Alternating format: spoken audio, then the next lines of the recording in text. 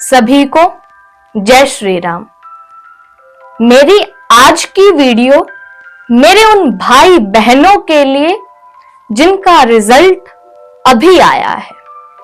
तो पहले तो मेरे उन भाई बहनों को बहुत बहुत शुभकामनाएं, बहुत बहुत बधाई, जिन्होंने इस परीक्षा में बड़े अच्छे अंक प्राप्त किए।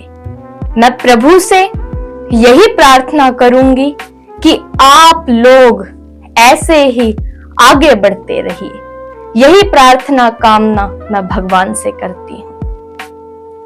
लेकिन दुख की बात यह है कि जब हम अखबार पढ़ते हैं, न्यूज देखते हैं, तो उसमें ऐसी ऐसी खबरें सामने आ रही हैं कि हमारे कुछ भाई बहन जो परीक्षा में वो अंक प्राप्त नहीं कर पाए जैसे उन्होंने सोचे हुए थे, या फिर वो परीक्षा में फेल हो गए, तो उन्होंने अपने जीवन को खो दिया, आत्महत्या कर ली, अपने जीवन को खो दिया। कितने दुख की बात है कि एक छोटी सी परीक्षा में पास ना होने के कारण हमारे कितने भाई बहनों ने अपने इस जीवन लीला को समाप्त कर दिया।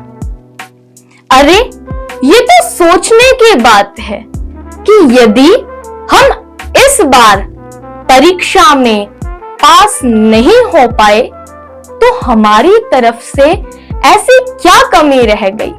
अरे अपने आप का विश्लेषण करना चाहिए और फिर जो कमी हमें अपने अंदर नजर आ रही है उस कमी को सुधारने का प्रयास करना चाहिए कि अब की बार तो ये कमी रह गई, परंतु अगली बार ये कमी नहीं रहेगी, बल्कि हम बड़े अच्छे नंबरों से परीक्षा में पास होंगे। लेकिन इन सभी बातों को छोड़कर आप आत्महत्या कर रहे हैं। अरे ये तो कितने दुख की बात है कि अरे अभी तो आपका जीवन शुरू भी नहीं हुआ है और आप पहले ही उसे खो रहे हैं। अरे अभी तो ये एक छोटी सी परीक्षा जीवन में आई थी। जीवन तो बड़ा लंबा है, ना जाने कितनी परीक्षाएं इस जीवन में आएगी। तो क्या हम उन परीक्षाओं में पास ना होने के कारण अपने जीवन को ही खो दें? अरे हमने तो शास्त्रों में ऐसा पढ़ा है, संतों से ऐसा सुना है कि हमें जो ये जीवन प्राप्त हुआ है ये तो 84 लाख योनियों के बाद प्राप्त हुआ है, और ना जाने हमने इस जीवन को प्राप्त करने के लिए कितने कष्ट सहे हैं। लेकिन फिर हम इस जीवन को ऐसे ही खो रहे हैं। ये बड़े सोचने की बात है। मैं तो अपने हर भाई बहन से यही कहूंगी कि जीवन बड़ा अनमोल है। आप इसे एक परीक्षा में पास ना होने के कारण या इस परीक्षा में अच्छे अंक प्राप्त ना करने के कारण इस जीवन को आप मत खोइए। अरे भगवान ने क्या पता आपके लिए आगे क्या सोचा हो, तो इसलिए आप इस जीवन को मत खोइए और आप स्ट्रेस मत लीजिए, क्योंकि ना जाने हम आगे चलकर और क्या कर सकते हैं। भगवान तो हमें मौके देते ही रहते हैं, और यदि हमने इस बार परीक्षा में अच्छे अंक नहीं प्राप्त किए तो आप मेहनत कीजिए, कोशिश कीजिए और अगली बार बड़े अच्छे अंक आप परीक्षा में प्राप्त कीजिए। दूसरी बात, आजकल माता पिता भी बच्चों के ऊपर अपनी इच्छाओं का बोझ डाल रहे हैं। बच्चे का जैसा मन है माता पिता उसके विपरीत चल रहे हैं। अरे आप अपने बच्चे को समझने की कोशिश कीजिए।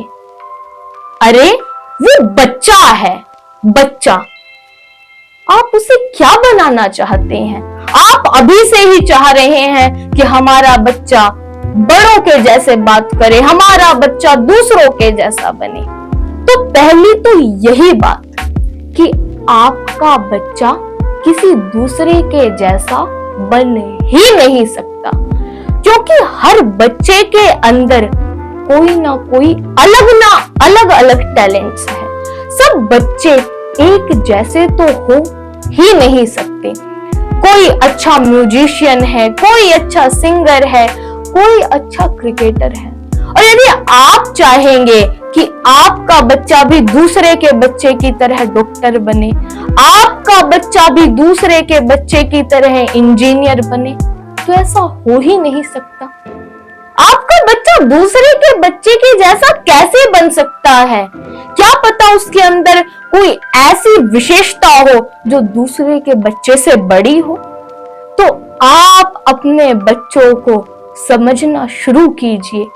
आप ये जानिए कि आपके बच्चे का इंटरेस्ट किस चीज में है, और फिर उस इंटरेस्ट को देखते हुए आप अपने बच्चे का उस लाइन में ध्यान दीजिए और उसको जो वो चाहे आप उसको वो करने दीजिए।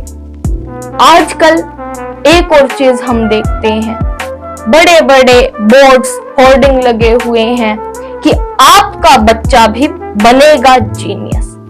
अरे बच्चा जीनियस क्या बनेगा? हर बच्चा जीनियस है। बस देखने की बात यह है कि उसके अंदर विशेषता क्या है।